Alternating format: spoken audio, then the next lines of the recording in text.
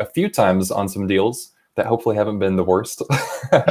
But No, Miranda, all good. tell us a little bit of how long have you been in real estate and how many families have you helped this past year?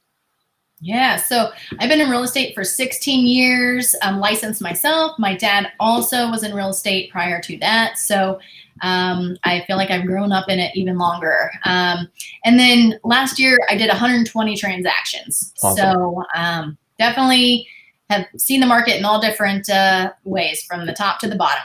Yeah, you have a small idea of what you're doing. Just a little bit.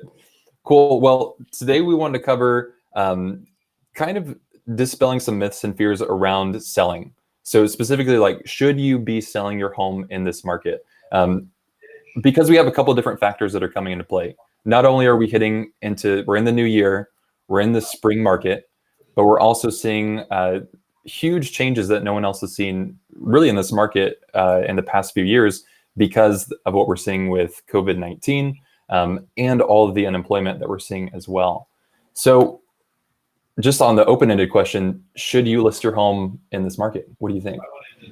I mean, it's definitely a loaded question. I mean, and it's just like you said, I mean, it's hour by hour, day by day, and everybody fears, that a recession is imminent with everything going on. And we really don't know what's going to come down the pike. So, unemployment is at all-time highs. People are going to be depleting their savings here. We know what we have right now as far as our market goes. And, as you and I were kind of talking about before we started, we're still seeing things as going on the coattails of the market that we're coming maybe out of here, which was an amazing, strong, healthy market. So to me, now is absolutely the time. You have so many unknown factors out there that why take the gamble? It's like Russian roulette, in my opinion, to wait and see and hope that things rebound like they are promising that they will.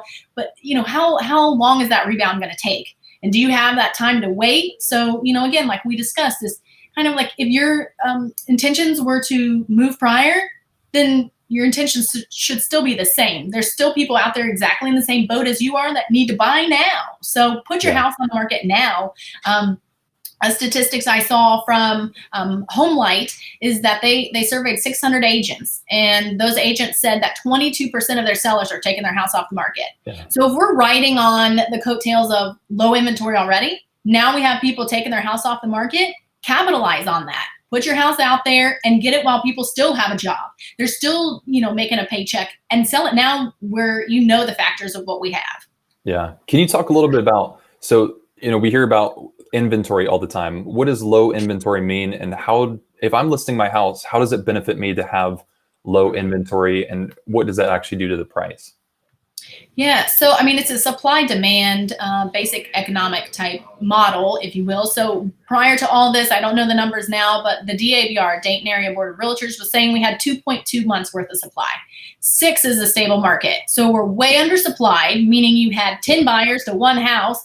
So you're enlisting multiple offers because they're all bidding for the same thing. So it automatically bids the price up. And that's really where we're at. That's still where we're at, though, right now, as we speak today. You put a house on the market, you price it correctly, and it's still going quickly, multiple offers even. So, I mean, the market, like you said, is still riding on the coattails of where we were.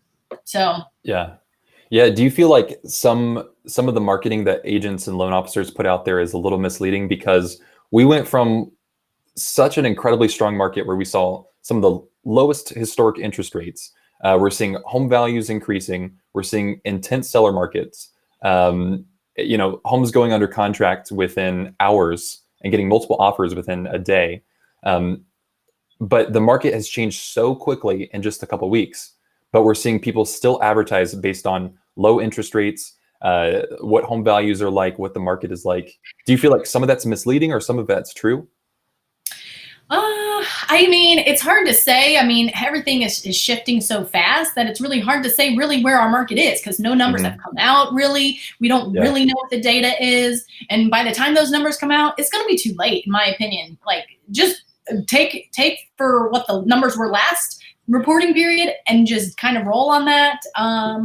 Again, I think it just kind of boils down to, where's your plan already to buy or sell? If it is, then just continue on with that and price yourself accordingly to what your agent is. Don't go for the pie in the sky price right now. I mean, people aren't looking to get crazy with the, their budgets right now, because they're really being mindful of their budget, but price it right. Don't get greedy and get it sold and get to the next place. Yeah. I think there's that greedy side in us sometimes that comes out when we see things happen in a market like this, especially if we're a seller and saying, should I sell now because maybe I'll get more money for my house? I think you touched on something huge, which was sticking with the plan that you have. Because the moment that external things start to impact our plan that we have for us and our family, that's the moment that we start making really emotional decisions that are not going to benefit us in the future. Because we based everything that our trajectory for moving forward based on something that happened to us, instead of saying we're going to take the control of these actions and say this is the plan that we have to move forward. So I think that's huge to say, if you're going to sell now, the only time we should be asking that question is if it was already in the plan to begin looking at selling, instead of saying maybe I could sell it now. So if you're in that spot to say, hey, I've been looking at selling. Now the question is, should I sell now? Should I wait a month or two? How do I know when's the right time? Because right now it looks like this time frame is probably between, we're at April right now, all the way until the end of the year. At what point in these next few months should I start looking at selling my house? I mean, if I could say honestly, for a seller, if they're planning on selling anytime in the next couple months, if I were them, I would try to move my timeline up as much as possible and trying to get it on the market now, because we're anticipating this peak of the curve, right? It's not here yet. So people are already freaking out. We already don't have toilet paper or anything else you need. Imagine when it's in our backyard and you now personally know somebody that's been affected. Do you think sellers are going to be wanting people in their house? Do you think buyers are going to be wanting getting out there? I mean, we're essential right now, but if things peak, then we don't know who's going to be essential and what kind of restrictions are coming down the pike. So do it now while life is somewhat still moving along. Don't wait and again, just chance. I mean, if your timeline is in a month from now, move it up, take advantage of what you talk to some agents and everything's great and hunky dory. You talk to other agents, it's doom and gloom. Same thing with the society right now, buyers and sellers out there. We're all human. We're all experiencing this together. So think about the insecurities you have. It's definitely in the minds of other people. So again, it's a little bit more far removed right now. So do it right now while some people still have hope, rather than waiting until nobody has hope. And So where do you see the kind of the trajectory for home prices? Right now, we've been seeing this past year just continuing to increase at a really steady rate. Is that continuing these next few months? Or if I'm going to take advantage of selling at the high point, when do you think that is? I mean, I think the high point is now. I mean, I was reading some articles and they said, hey, in a recession, sometimes prices go up. So we don't know. I mean, that's like trying to time the stock market. It's nearly impossible. Yeah. I mean, there's way too many unknowns out there right now to even try to make an educated guess as when that top or that bottom is going to be. But my thing is just, we know exactly what we've kind of got right this second. Go with that. Don't hope and wait in a month from now, are things going to look the same, or waiting even longer. What is 3 months, 6 months? Things could be crazy by then. I mean, people are already talking about planting their own gardens in their backyard and just all this crazy stuff. So, I mean, do we really want to wait until we get to that point? I mean, I don't know. I wouldn't. I mean, I like having more answers than having more question marks and going into the market at that time. Yeah. You talked a little bit earlier before we started going live about the possibility of selling now because you think that, we know what values are now. Values are really strong right now if you're looking to sell your house. Most likely you can put your house on the market. If it's priced right, you're going to get a lot of offers coming in. It's probably going to sell within a week, I would imagine. At least that's what I'm seeing. And then, if there is the anticipation that we're going to see home values fall in the next few months or possibly over the next year or two, you kind of mentioned the selling high, buying low approach and renting in the middle. So can you talk through a little bit of, I think there might be an ego thing kind of associated too with, I sold my house and now I'm renting, and are we just settling? Or can you kind of walk somebody through what does that look like, and why would it be advantageous to sell high, rent, and then buy low? Yeah. So, I mean, I think we're still on a seller's market, definitely. So take advantage of that. Get what we're still, seeing over the past year, where prices are just at the height of what we've seen them in decade, in over a decade. So take advantage of that. That's the high seller's market everyone's been talking about in pre-corona. And then if we are probably in motion for a decline, then hang tight, go rent something, shelter in place with family, Airbnb, they're hurting. Go rent an Airbnb for a moment, let the market kind of go down in the prices, and then take advantage of those people that have to sell during the pandemic.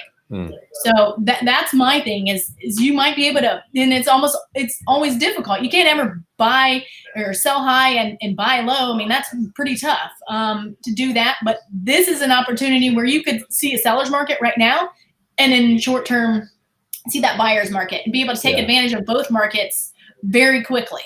Yeah. And the fear is too that what's the saying? Don't try to catch a falling knife. Is that what people say? Like when you see things plummeting, not trying to time it to hit the bottom, because we don't know what that looks like. I think the fear is, we know what the market looks like now. We know what values look like now. If we wait a couple months and things change dramatically, which we saw them change dramatically over a period of a week, all of a sudden the stock market's dropping to historic lows. We're seeing interest rates go back up. If we wait too long, things can reverse really quickly. And now we can't get the value for our home anymore when we go to sell it. And then when we want to buy, same thing happens there. Things are maybe a little out of price for us. So we're seeing that happening with selling. But then on the buying side too, we're also running into a lot of friction. Because lending restrictions are tightening up. People are getting laid off from their jobs. Appraisers aren't wanting to go in homes. So if I'm at the point saying, hey, I'm ready to sell my house, I think I don't want to time the market. I want to sell at this value. What should I know about a buyer's financing, and whose offer do I need to take if I'm getting multiple offers? I mean, cash is king, right? Yeah. But not everybody has that. I mean, you just got to know as a seller right now, you got to be super flexible, not only on timelines, just pretty much every front, because, is their job going to be essential today? Are they going to be furloughed tomorrow? Are we going to have movers at the end to move us? Is that title company going to stay open? That county going to stay open to record things? We just have so many different things that could affect us, but just the name of the game is, even on a good day, before all of this, you need to be flexible, because things are going to come up, they're going to delay, but now so even more because it's not just one party that might delay it. It could be the entire thing. That buyer could be good today and not so good tomorrow. And we got to be flexible with each other. And I think people kind of are getting to that point, but even though we're being flexible, everybody is we're already instant gratification anyways. And now people want stuff like this. And I get it. We want to get done what we've started, but we've also got to be flexible with each other. Yeah. And I can kind of touch on the financing part too. Because I'm seeing issues all over the place, because I'm in different Facebook groups with a bunch of other loan officers. And so it's interesting to see how all these companies are handling all these huge issues where people are getting laid off halfway through the process, or their hours are getting cut and now they can't get a loan, or an appraiser, a seller's not letting an appraiser go into a property. Something that I would suggest, even outside of this crisis going on, is that, if you're working with an agent right now to sell your home, have the agent call the loan officer for each pre-qualification that comes in. I answer calls whenever an agent's going to call me about a pre-qualification, and I know they normally are checking to see, hey, can you guys actually close this deal? Because there are a lot of lenders who are just going to throw things together, not really do their due diligence, and just see if it sticks. And what ends up happening is you're going to go through a long process until the very end. You might be 20 days into a contract before a lender says, oh yeah, we can't do this deal anymore. So something as simple as having, your listing agent just call the loan officer for each of those offers if they're using financing, and saying, asking questions about the approval. Are we good on employment? Are we sure that, FICO minimums aren't going to be raised on these government loans if we're using something like FHA, VA, USDA? I think it's huge and would take one extra step of surety moving forward. Do you think that that's like a solid plan for agents to do as well?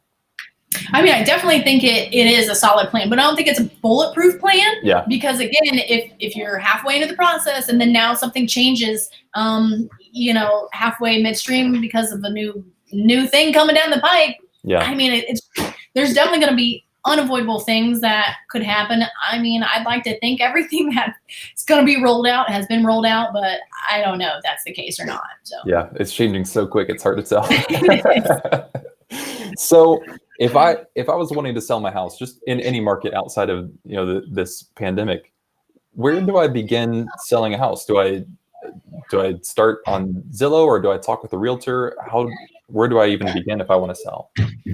Yeah, I mean, I would say the same thing, pre-corona until now. I mean, you got to start at the same. What's your end result? Is your end result to buy? If it is, then you need to figure out that game plan before you throw your house out there and it sells. And then now where are you? Are you homeless or what are you? So you need to get with a realtor, find out what is your game plan. If it is to go buy on the other side, then you need to talk to someone like you, a lender, to get pre-qualified to figure out, has your financial situation changed at all? Are you going to be able to buy? Because you need shelter also. So don't just, hey, we got to do it. Oh my gosh, hurry up.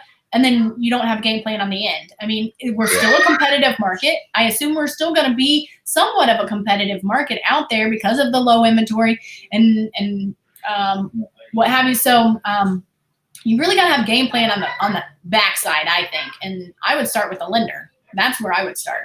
Yeah, because there's the assumption that because I already have a house that I can also get another house. And sometimes things change drastically from when we sell our home, when we initially bought our home to selling it to now buying another one. Things change a lot, especially if you were buying kind of 2005 to 2008 era when lending was a lot looser than it is now. So what does the process look like? So I want to sell my house, so I go and I contact a realtor. And then does the realtor tell me what my house is, what I'm going to sell it for, or how are they actually going to help me sell that property?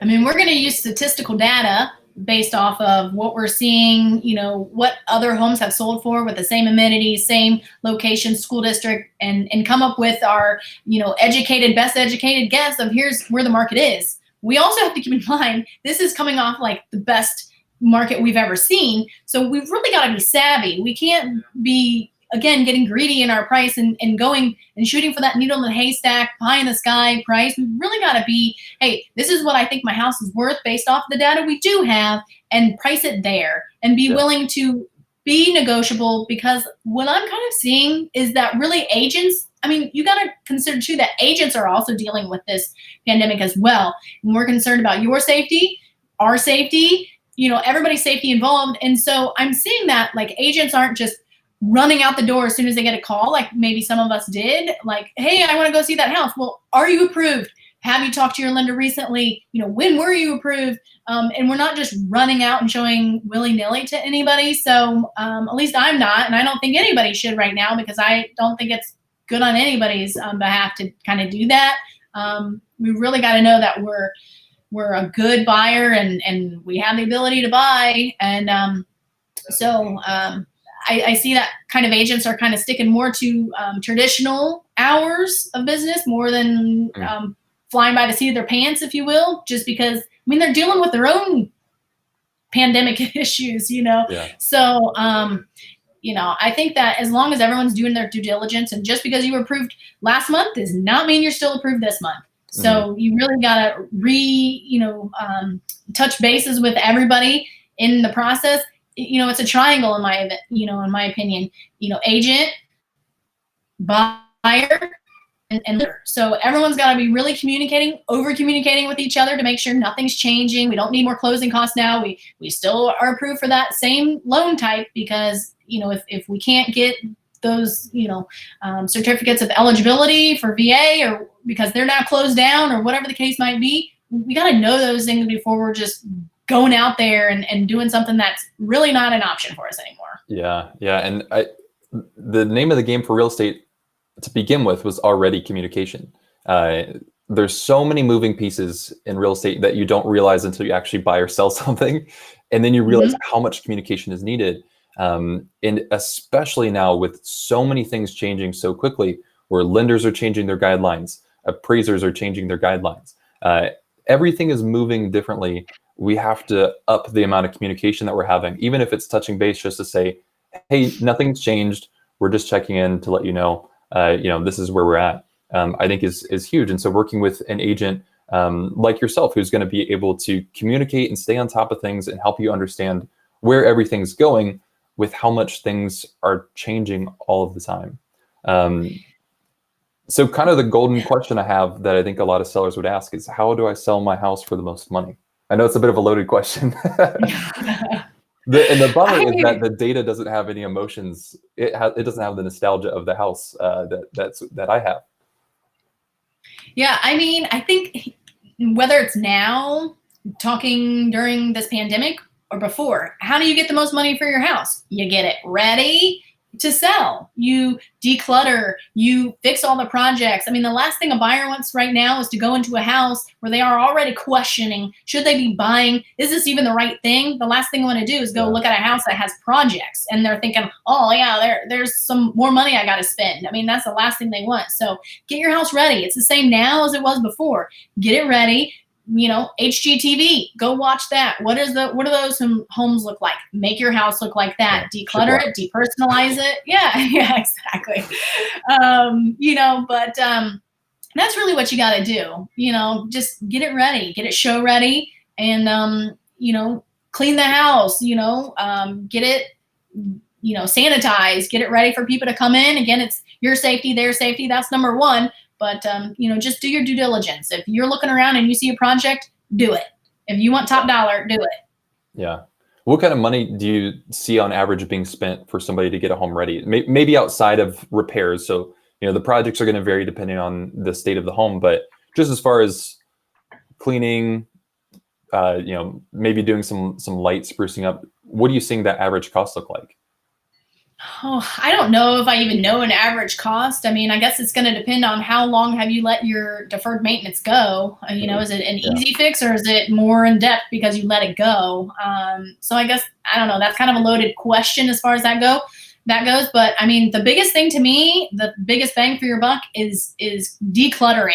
The more stage ready you have it, the better off. So if you're not looking to, do a lot of things to the house, that's going to go the furthest. And it doesn't cost any money. It's just time. But if you are going to have projects you're leaving, then you better price it accordingly. So you can't be somewhere in between. You're either totally fixed up, or you're, an investment type property where you're saying, I'm selling this thing as is. If you're somewhere in the middle, then you're in that gray area. So you better expect a gray price. So I can't get top dollar for my green shag carpet. Is that what you're saying? Probably Unless not. I find the right buyer. Yeah, exactly. Who wants the putting green in their living room. Exactly.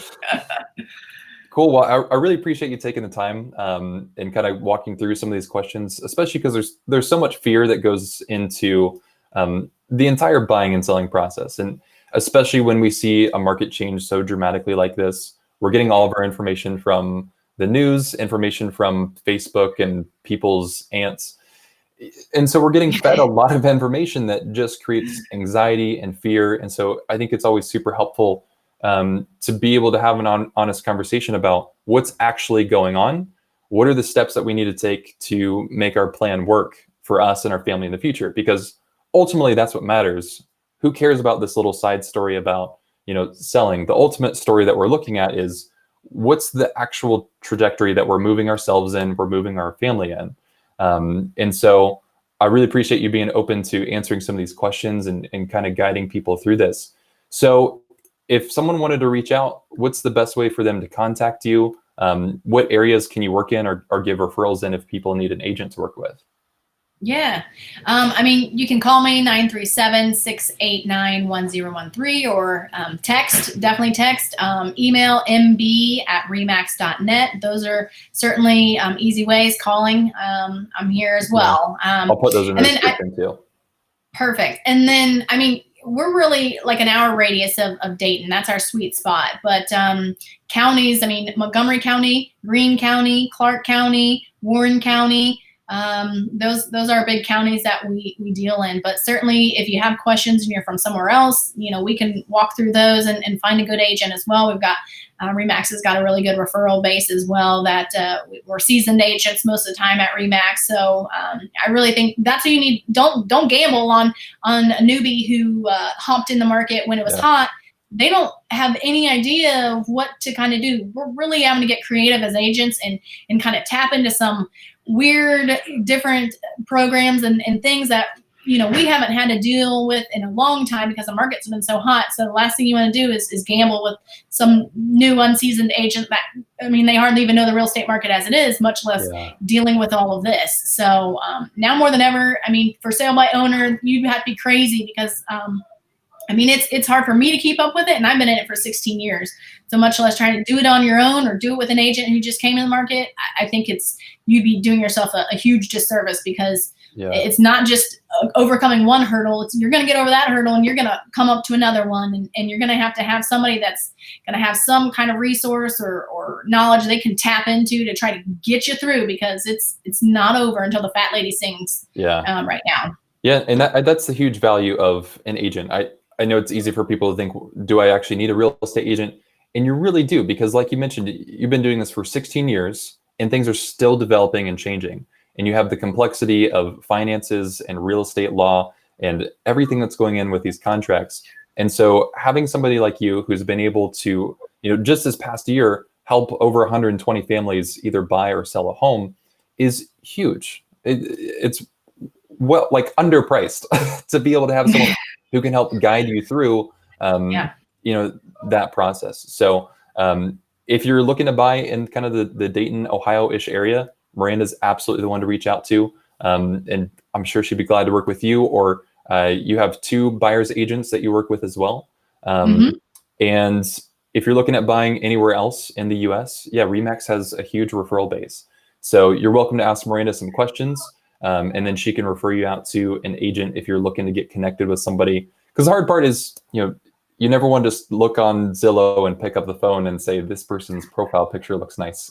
Because it doesn't tell us a lot about this agent. How much experience do they have? Do they actually know what they're doing? And can they help guide me from the point of having fear and confusion, walking me through the process so that at the end, I sell the way I want to and I buy the way that I want to. Yep. Absolutely. So awesome. Well, I think we're going to wrap this up. Thanks again so much for joining us here. I will. I'm sure I'll talk to you soon.